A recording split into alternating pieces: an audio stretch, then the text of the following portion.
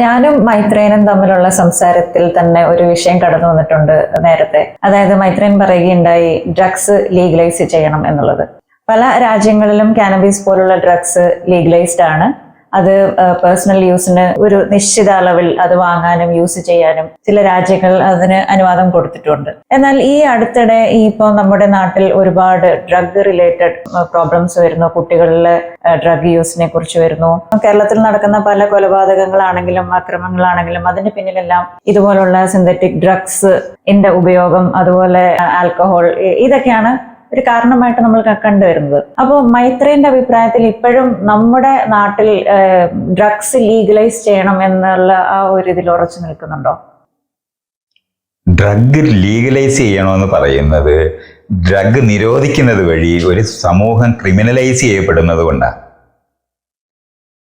Ration കടയിൽ കൂടെ അരി കൊടുക്കുന്നത് പോലെ ഇത് കൊടുക്കണമെന്നല്ല ഈ പറയുന്നത്.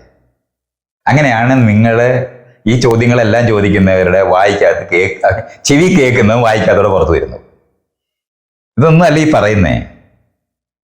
ഒരു സമൂഹത്തിനകത്ത് ധാരാളം മനുഷ്യര് പലതരത്തിലെ മയക്കുമരുന്നുകൾ ഉപയോഗിക്കുന്നവരുണ്ടാകും. അത് ആരെങ്കിലും പറഞ്ഞിട്ടൊന്നും അല്ല.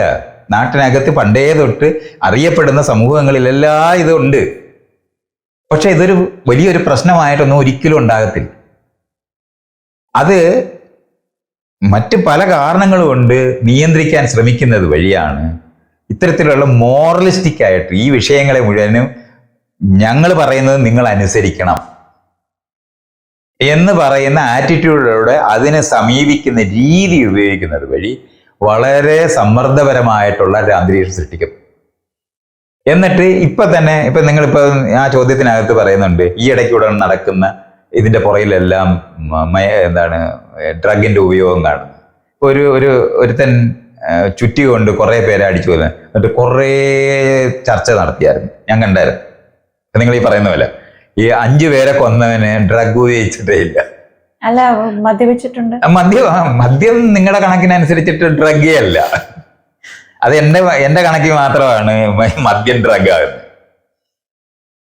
നമ്മൾ മനസ്സിലാക്കാനുള്ളത് മദ്യം ഉപയോഗിച്ചുകൊണ്ടൊന്നും അല്ല അതൊന്നും ചെയ്യുന്നത്.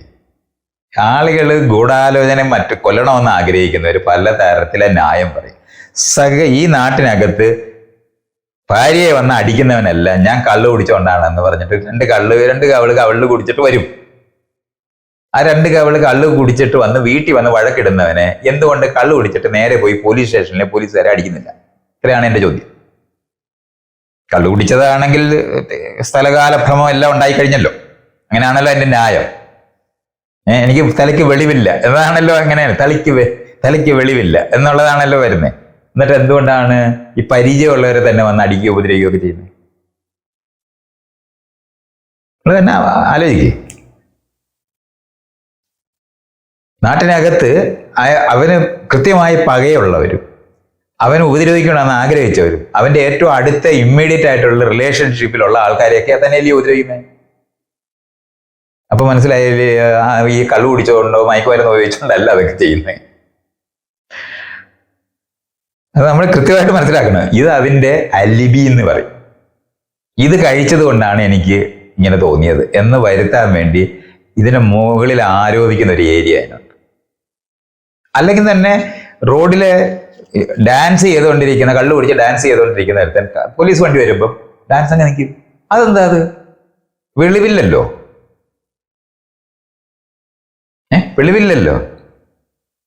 വെളിവില്ലാതെ കടന്ന് വീടിന്റെ വാതൊക്കെ കടന്ന് ബഹളം വെച്ചോണ്ടിരിക്കുന്ന ഒരാള്, ഇതെല്ലാം പോലീസ് വരുമ്പോ പെട്ടെന്ന് അങ്ങ് നിൽക്കുന്ന കണ്ടിട്ടില്ലേ? വണ്ടി കയറാൻ പറഞ്ഞാൽ ഉടനെ കയറും. വേറെ ആരെങ്കിലും വീട്ടിലോട്ട് കയറാൻ പറഞ്ഞാൽ കയറത്തില്ല. അല്ല, ഇപ്പൊ പോലീസിനെ തല്ലുന്നത് ഈ ഇവിടുത്തെ രാഷ്ട്രീയക്കാരല്ലേ എന്നും തല്ലിയിട്ടുണ്ട്. അവരാരും കള്ളുപിടിച്ചിട്ടില്ല. അതുകൊണ്ട് തന്നെയാണ് തല്ലാൻ അറിയുന്നവനെ ആളുകൾ പോലീസുകാരെയും തല്ലാൻ പറ്റുന്ന ഗുണ്ടകളുണ്ടാവും. അതിനൊന്നും മദ്യമായിട്ടൊരു ബന്ധമില്ല. ഒരു മയക്കുമരുന്നായിട്ട് ബന്ധമില്ല. നമ്മൾ മയക്കുമരുന്ന് മദ്യമൊക്കെ ഉപയോഗിക്കുന്നത് ശരീരത്തിന് നല്ലതല്ലെന്നും മനസ്സ് വികലമാക്കുമെന്നും ഒക്കെ നമ്മൾ പറയുന്ന ഒരു ലോങ് ടൈം പ്രശ്നമായിട്ടാണ്. അല്ലാതെ ഈ കാണുന്ന വയലൻസിന് ഇതൊന്നും കാരണമല്ല. വയലൻസ് മനുഷ്യര് മറ്റുള്ളവര് പകയുള്ളവരും കുടിപ്പകയുള്ളവരും വിരോധമുള്ളവരുടെയും മുകളിലെ തീർക്കാൻ വേണ്ടി നമുക്ക് എന്തെങ്കിലും നിലവാരത്തിൽ ഒരു എമ്പതി തോന്നാതിരിക്കാൻ വേണ്ടി മാത്രമാണ് അതിൻ്റെ പേരും പറഞ്ഞത്. അല്ലാതല്ല. നമ്മൾ ഡ്രഗ് നിരോധിച്ചാൽ കണിശമായിട്ടും അത് അണ്ടർഗ്രൗണ്ടിൽ പോകും. രഹസ്യമായിട്ടുള്ള ആൾക്കാർ, ക്രിമിനലായിട്ടുള്ള സംഘം ചേർന്നിട്ടുള്ള ക്രിമിനലായിട്ടുള്ള ആൾക്കാർ ഇതെല്ലാം വിൽക്കാൻ തുടങ്ങും. അപ്പം ഈ ഡ്രഗ്സ് ലീഗലൈസ് ചെയ്താൽ ഇങ്ങനെയുള്ള പ്രശ്നങ്ങൾ എങ്ങനെയാണ്? ഇപ്പൊ ഇവിടെ എന്താണ് ലീഗലായിട്ട് നമ്മൾ വിൽക്കേണ്ട ഡ്രഗ് നമ്മൾ വെറുതെ നോക്ക്. ഇപ്പൊ ലീഗലൈസ് ചെയ്തിരിക്കുന്ന സ്ലീപ്പിംഗ് പിൽസ് എല്ലാം ഇവിടെ ആൾക്കാർക്ക് ദിവസം മേടിച്ച ആൾക്കാർ കൊടുക്കുന്നുണ്ട്. ഇല്ല. അതെന്താ കൊടുക്കാത്ത? അത് ഇതുപോലുള്ള പ്രശ്നങ്ങളുള്ളതാണല്ലോ. അതൊക്കെ നമ്മളിങ്ങനെ നോക്കിയാൽ മതി. റെഗുലേറ്റ് ചെയ്യപ്പെടുക വേണ്ട. ഇതെല്ലാവർക്കും രാവിലെ റേഷൻ കടയിൽ കൂടെ കൊടുക്കണമെന്നല്ല വീണ്ടും പറയുന്നേ. റെഗുലേഷൻസ് വേണം, നിയന്ത്രണങ്ങൾ വേണം, നിരോധനം പാടില്ല. കാരണം വേണമെന്ന് തോന്നുന്നവൻ വലിയ വില കൊടുത്ത് മേടിക്കേണ്ടി വരുവാണെങ്കിൽ അവന് ആ വലിയ വില കൊടുത്ത് മേടിക്കുന്ന എല്ലാ പണിയും. അഡിക്ഷൻ ഉള്ളതാണോ അവർക്ക് വീണ്ടും അത് ഉപയോഗിക്കണം തോന്നും. വീണ്ടും ഉപയോഗിക്കണം തോന്നുമ്പോൾ എന്ത് ചെയ്യും? അവരും ഇത് വിൽക്കുന്ന ആൾക്കാരായി മാറും. ഇതൊരു വിക്ഷ്യ സർക്കിൾ എന്ന് പറയും, ദൂഷിത വലയം. അതിനകത്ത് മനുഷ്യരെ ചെന്ന് പെടാതിരിക്കാൻ വേണ്ടിയാണ് ഈ പറയുന്നത് മുഴുവനും. എത്ര ആയിരം പോലീസ്, എത്ര വലിയ സംവിധാനങ്ങൾ, എത്ര ലക്ഷം കോടി രൂപ ചെലവഴിച്ചിട്ടാണ് ഈ നിരോധനത്തിന് വേണ്ടി പണിയെടുക്കുന്നത്. ആ പണം മുഴുവനും ഈ ആളുകൾക്ക് രോഗമായിട്ട് അമിതം കഴിച്ച് അവൻ തല കറങ്ങി കിടക്കുന്നവനെ പിടിച്ചുകൊണ്ട് ആശുപത്രി ചികിത്സയ്ക്ക് കൊടുത്താൽ ഇത്രയും കാശ് ചെലവില്ല. മുഴുവൻ പേരും അങ്ങ് ഉപയോഗിച്ച് എന്ന് വെക്കേ. ഞാൻ ഈ പറയുന്നത് കേട്ട് ഞാൻ പറയുന്നത് കൊണ്ടാണ് എല്ലാവരും തിന്നുന്നതെന്നാണല്ലോ ന്യായം. അങ്ങനെ തിന്നുന്നവനെ എല്ലാം കൂടെ ചികിത്സിച്ചാൽ പോലും ഇത്രയും കാശ് ചെലവ് വരത്തില്ല. അതാണല്ലോ ഇതിന്റെ ആഫ്റ്റർ എഫക്റ്റ്. ഇത് ഇഷ്ടം പോലെ കിട്ടി, എല്ലാവരും കൂടെ തിന്ന് കുറെ പേർക്ക് അസുഖം വിഭ്രാന്തി വന്ന് ചികിത്സിക്കാൻ പോയാൽ ഇത്രയും ചെലവില്ല. നിങ്ങൾ വെറുതെ നോക്കിയത് ഒരാൾക്ക് ഒരു പോലീസിനെ കൊടുക്കുന്നിടത്ത് എത്തും. അതിനു വേണ്ടി മോണിറ്ററിംഗ് സിസ്റ്റം വേണ്ടി വരത്തില്ലേ? ഈ ഇന്ത്യ മുഴുവനും കൂടെ ഭയങ്കരമായിട്ട് നമ്മൾ നിരോധിക്കുകയാണെന്ന് വെച്ചോ. വരുന്ന സകല കപ്പലും ആ കപ്പലിൽ കൊണ്ടുവന്നാൽ അവിടുന്ന് നേരെ ഒരു വള്ളത്തേല് 3535 കിലോമീറ്ററോ മറ്റോ ആണ്, മൈലാണോ കിലോമീറ്റർ ആണോ എന്ന് നോക്കണം. തീരപ്രദേശമൊക്കെ ഉള്ള ഒരു പ്രദേശമാണ് ഈ ഇന്ത്യ എന്ന് പറയുന്നത്. ഇതൊക്കെ എങ്ങനെ ആർക്ക് മോണിറ്റർ ചെയ്യാൻ പറ്റുമെന്നാണ് നിങ്ങൾ വിചാരിക്കുന്നത്?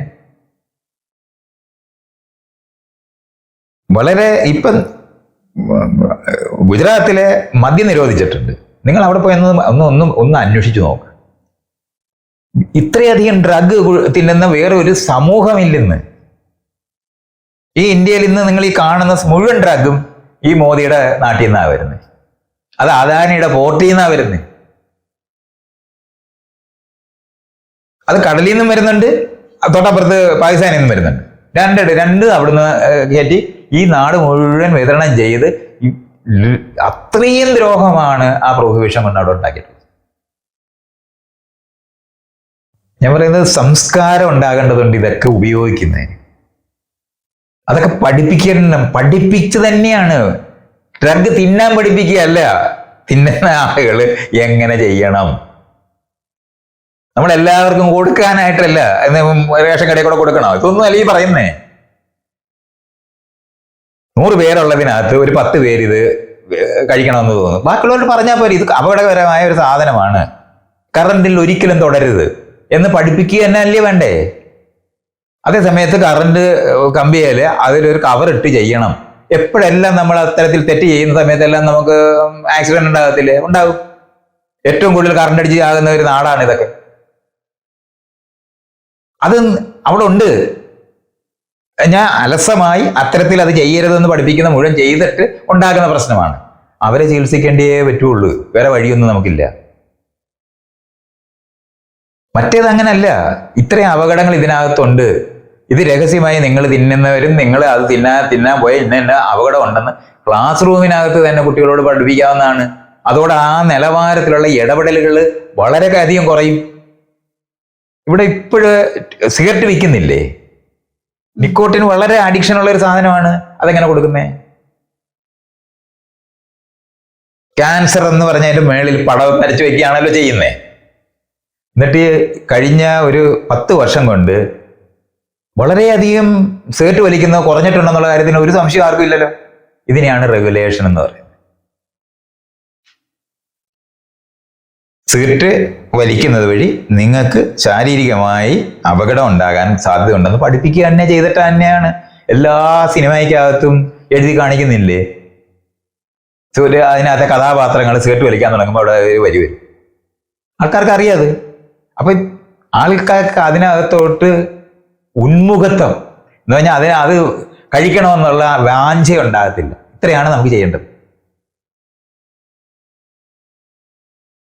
അതോടെ നാട്ടിൽ കിട്ടുമെങ്കിലും കുറച്ച് പേരെ ഉപയോഗിക്കത്തുള്ളൂ. ആ കുറച്ച് പേര് ഉപയോഗിക്കുന്നവരെ നിങ്ങൾക്ക് ഒരു കാലത്ത് ഇല്ലാതാക്കാനത്. അത് വെറുതെ ആഗ്രഹമാണ് മനുഷ്യർ. ഇത് ഇല്ലാതിരുന്നാൽ ചെയ്യത്തില്ല എന്ന് നിങ്ങൾ വിചാരിക്കുന്ന സമയത്ത് അങ്ങനല്ല. രഹസ്യമായി ചെയ്യുന്നവരെ ഉണ്ടാക്കാനേ കഴിയൂ. അല്ല, ഇത് റെഗുലേറ്റ് ചെയ്യപ്പെട്ടാലും പിന്നെ അതായത് നിങ്ങൾ ജനിക്കാതെ ഇരുന്നാൽ മതി. നിങ്ങൾ എന്തിനാണ് നിങ്ങൾ ഈ നാട്ടിൽ ജനിച്ചില്ലല്ലോ ഒരു കുഴപ്പമില്ല. ഇത്രയും വലിയ കൺസേൺ ഉള്ളവർ ജനിക്കാതെ ഇരുന്നാൽ മതി.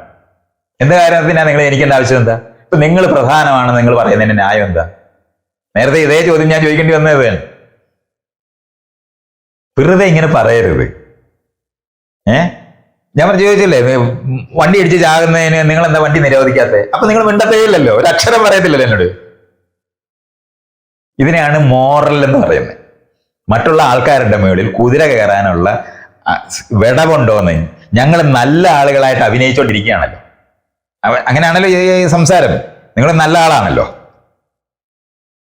മറ്റുള്ളവരുടെ മേളിലെ ആധിപത്യത്തോടെ പെരുമാറുന്നതാണ് നല്ലത്.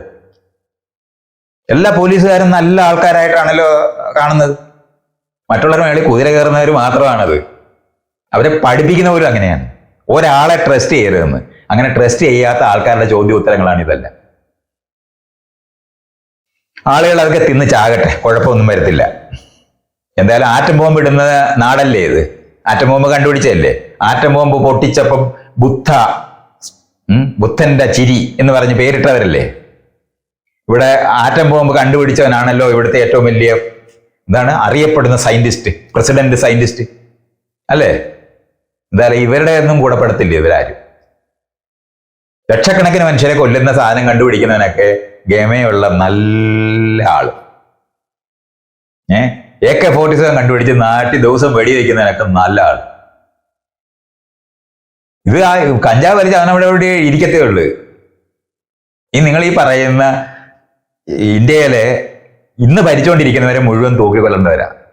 അല്ല, ഒരു കാര്യം ചോദിച്ചോട്ടെ. ഇപ്പൊ മൈത്രേയൻ പറഞ്ഞില്ലേ, കഞ്ചാവ് വലിച്ചവൻ അവിടെ ഇവിടെ ഇരിക്കത്തേ ഉള്ളൂ. പിന്നെ എന്താ ചെയ്യുന്നത്? അപ്പൊ ഞാൻ കാര്യം ചോദിച്ചോട്ടെ. അപ്പൊ മൈത്രേയൻ ഇതിനെ സപ്പോർട്ട് ചെയ്യുമ്പോൾ ഞാൻ സപ്പോർട്ട് ചെയ്യുമെന്നല്ല, കുറച്ച് ആളുകളെങ്കിലും സപ്പോർട്ട് ചെയ്യുന്നു. നിങ്ങളെ പോലുള്ളവർ വിചാരിക്കും. എനിക്ക് സംശയമൊന്നുമില്ല. നിങ്ങളെ പോലുള്ളവർ മറ്റുള്ളവരുടെ മേളിൽ കുതിര കയറാൻ ഒരു വിടവ് നോക്കിയിരിക്കുകയാണ്. അതുകൊണ്ടാണ് ഞാൻ ഈ പറയുന്ന സാധനം മനസ്സിലാകുന്നില്ല എന്ന് വരുന്നത്. ഇത് മനസ്സിലാകാൻ പറ്റാത്ത ആളുകളുണ്ട്. അയലത്തെ വീട്ടുകാരനെ ഉപദ്രവിക്കണമെന്ന് ആഗ്രഹിക്കുന്നവരുണ്ട്. അവരാണ് പ്രശ്നം. കഞ്ചാവ് വലിക്കുന്നവരൊന്നുമല്ല. ഈ മറ്റുള്ളവരെ നന്നാക്കാൻ പോകുന്ന ആളുകളില്ലേ, അവരാണ് യഥാർത്ഥ പ്രശ്നം. എന്നുവെച്ചാൽ മറ്റുള്ളവരെ നമുക്ക് അടിമകളായി വേണം. നമ്മൾ പറയുന്നത് പോലെ അനുസരിച്ച് ജീവിക്കണം. എന്തിന്? രാവിലെ തൊട്ട് വൈകുന്നേരം വരെ 24 മണിക്കൂറും പണിയെടുപ്പിക്കാൻ പറ്റുമെന്നുണ്ടെങ്കിൽ പറ്റും. കഞ്ചാവ് വലിക്കണ്ടെന്നും ഈ മദ്യം കഴിക്കണ്ടെന്നും സാധാരണക്കാരോട് പറയുന്നതിനാ? രാവിലെ തൊട്ട് വൈകുന്നേരം വരെ അവൻ പണിയെടുക്കണം. നിങ്ങൾ ഈ അംബാനിയോടും ടാറ്റയോടും ഒക്കെ പറയുമോ അവിടുത്തെ 5 സ്റ്റാർ ഹോട്ടലിൽ പോയിട്ട് മദ്യം കഴിക്കണ്ടെന്ന്? നിങ്ങൾ പറയാറുണ്ടോ? ഈ സകല 5 സ്റ്റാർ ഹോട്ടലും മദ്യം ക്ലീൻ ആയിട്ട് കൊടുക്കുന്നുണ്ടല്ലോ. എന്താ നിങ്ങൾ അതിനെപ്പറ്റി സംസാരിക്കാത്തെ? ഇവിടുത്തെ മുതലാളിമാർ മുഴുവനും ഓർഗി നടത്തുമല്ലോ, മധുരോത്സവം. എന്താ തടയാത്തെ? 5 സ്റ്റാർ ഹോട്ടലിൽ മുഴുവൻ ചെയ്യുമല്ലോ. എന്താ നിങ്ങൾ അവിടെ ഇടപെടാത്തെ? അപ്പോഴൊന്നും ഒരു അക്ഷരമില്ല. കരണ്ട് അവർക്ക് പണമുണ്ട്, അവർക്ക് ഇട്ടുള്ളവരെ ജീവിക്കുക. പിന്നെ ഇവനെന്താണ്? ഇവൻ കുടുംബം വളർത്തേണ്ടവനാണ്. എന്ത് കുടുംബം വളർത്തണം? രാവിലെ തൊട്ട് വൈകുന്നേരം വരെ പണിയെടുത്തിട്ട് കുടുംബം വളർത്തണം. എന്തിന്? ഞങ്ങളെല്ലാം സുഖമായിട്ട് ജീവിക്കാൻ. അങ്ങനെ ഞങ്ങളെല്ലാവരും കൂടെ സുഖമായിട്ട് ജീവിക്കാൻ വേണ്ടി മറ്റുള്ളവൻ പണിയെടുക്കണമെന്ന് പറയുന്നവർ, ആ പണിക്കാരൻ ഇത് ചെയ്യരുതെന്ന് മാത്രമാണ് നിങ്ങളുടെ ഈ മോറൽ സാധനം. അല്ല, ഇപ്പൊ മൈത്രേയന്റെ ആശയങ്ങളോട് യോജിച്ച, എന്റെ ആശയം ഒന്നും അല്ല പറയുന്നത്, മൈത്രേയന്റെ ഐഡിയോളജി, എന്റെ ഐഡിയോളജിയും അല്ല ഞാൻ പറയുന്നത്. ഞാൻ ഇത് ഇങ്ങനത്തെ രണ്ട് സാധനവും പറയാറില്ല. എന്റെ ആശയം എനിക്കില്ല, ഒരു ഐഡിയോളജി എനിക്കില്ല. നാടെങ്ങനെ നടത്തണമെന്നുള്ള കാര്യം ലോകത്ത് മനുഷ്യർക്ക് അറിയാം. ജനാധിപത്യത്തിനെ പറ്റിയാണ് ഞാൻ പറയുന്നത്. അത് എന്റെ ഐഡിയോളജി ഒന്നുമല്ല. അല്ല, മൈത്രേയനോട് യോജിച്ച് എന്നോട് യോജിക്കേണ്ട ഒരുത്തനും, ഈ കേരളത്തിലുള്ള ഒരുത്തനും എന്നോട് യോജിക്കണ്ട. ഞാൻ അതിനെപ്പറ്റി സംസാരിക്കുന്നേ ഇല്ല. ജനാധിപത്യം എന്താണെന്ന് പറയുന്നത് ഇവിടെ ഇന്ത്യൻ കോൺസ്റ്റിറ്റ്യൂഷനെ പറ്റിയാണ് ഞാൻ ഈ സംസാരിച്ചുകൊണ്ടിരിക്കുന്നത്. അത് എന്റെ ഐഡിയോളജി അല്ല, എന്റെ ആശയമല്ല, എന്റെ കുടുംബം നടത്തിക്കുന്ന പണിയൊന്നുമല്ല ഇതൊന്നും. എന്റെ പുറകെ ഒരു കോന്തനും ഈ മലയാളി കോന്തന്മാരും ഒരുത്തനും നടക്കണ്ട. ഇതൊന്നും ഞാൻ പറയുന്നില്ല. ഞാൻ ആരുടെയും മാതൃകയല്ല, ഞാൻ ഒരാളുടെ മാതൃകയാണെന്ന് പറഞ്ഞിട്ടുമില്ല. ഞാൻ പറയുന്നത് കേട്ട് ജീവിക്കണമെന്ന് പറഞ്ഞിട്ടില്ല. ഇങ്ങനല്ലേ കാര്യങ്ങൾ നടത്തേണ്ടതെന്ന് മാത്രം അറിയാം. അതെനിക്ക് അറിയാവുന്ന കാര്യം. അത് ഇവന്മാരാരെങ്കിലും പറയുന്നത് കൊണ്ട് ഒന്നും ഞാൻ നിർത്തത്തുമില്ല. ജനാധിപത്യത്തിനകത്ത് ഇങ്ങനെയാണ് ചെയ്യേണ്ടത്. ഇന്ത്യൻ കോൺസ്റ്റിറ്റ്യൂഷൻ ആണോ ഇവിടുത്തെ നിയമം? നേരത്തെ നമ്മൾ നിയമത്തിനെ പറ്റി ചർച്ച ചെയ്തപ്പോൾ ഇതുപോലെ തന്നെ പറഞ്ഞ് നിയമവിരുദ്ധമാണോ അത്? അല്ല എന്ന് തന്നെയാണ്. ഈ ആളുകളെ നന്നാക്കലുകാരുണ്ടല്ലോ, ആ നന്നാക്കലുകാരുടെ പ്രശ്നമാണ് ഇതൊക്കെ. അങ്ങനെയൊന്നും അല്ല അത് മനസ്സിലാക്കേണ്ടത്. പട്ടാളത്തിൽ പോയി വെടിവെച്ച് അന്യരാജ്യങ്ങളിൽ പോയി ബോംബിടുമ്പം അവിടെ ആളുകൾ കുളിച്ചോണ്ടിരിക്കുകയാണോ, അവർ കൊച്ചിന് പാല് കൊടുത്തോണ്ടിരിക്കുകയാണോ നോക്കാറുണ്ടോ? ഇത് ചെയ്യാനാണല്ലോ നിങ്ങൾ ഈ സെയിനായിട്ട് ഇവരിനെ ഇരിക്കണമെന്ന് പറയുന്നത്.